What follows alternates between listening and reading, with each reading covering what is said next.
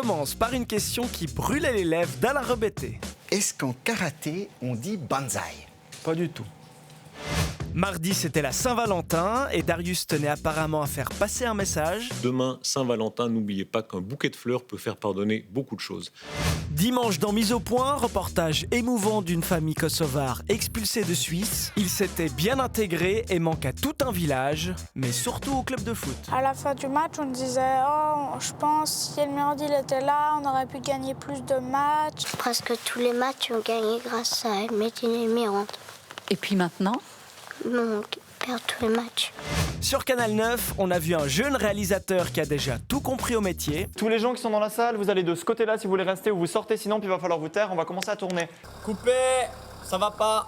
Donc complètement sport, portrait de Derek Veg, un freestyler sur patins qui nous parle de sa folle invention. Tu me parles un peu de tes patins révolutionnaires, là ? Les Dusty Blades, raconte. C'est tout simplement un roller de descente pour tout terrain. C'est un bon moyen de s'entraîner pour le Ice Cross Downhill, mais aussi de se péter la gueule. Et de péter des moutons. Et une vieille phrase de Keyer. Comme le dit une vieille phrase, les statistiques, c'est un peu comme les bikinis. Ça monte beaucoup, mais pas tout.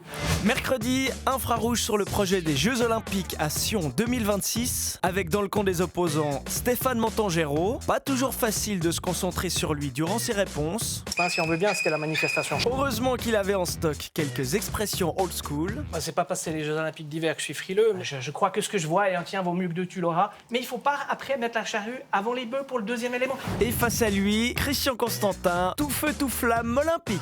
Je te dis pourquoi tu parles pas de la même chose. On doit prendre congé de Didier Cuche. Il faut construire les choses petit à petit. On laisse terminer monsieur Montangero. Non mais il va revenir sur les trucs de Vaudois. Et je vais t'expliquer un truc. Laisse-moi finir maintenant.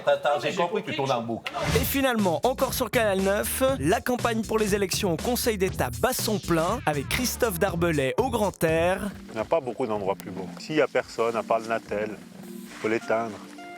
Le Catogne, le Cervin des Beauvergnons. C'est le plus beau des couteaux suisses. Et Oscar Freisinger au studio. Comment t'avançais, bien sûr? Écoute, j'avance péniblement, mais avec joie. Il n'était pas plus de 300. Vous êtes, vous, tant que chanteur, ou votre voix directement face à l'autre, quand même. Parce qu'avec Brel, Brassens et ces gens-là, le sens des mots, la poésie des mots est mise en avant. De défendre la liberté!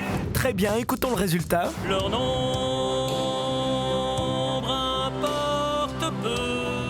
C'est bon, merci, j'ai les oreilles qui saignent. À la semaine prochaine.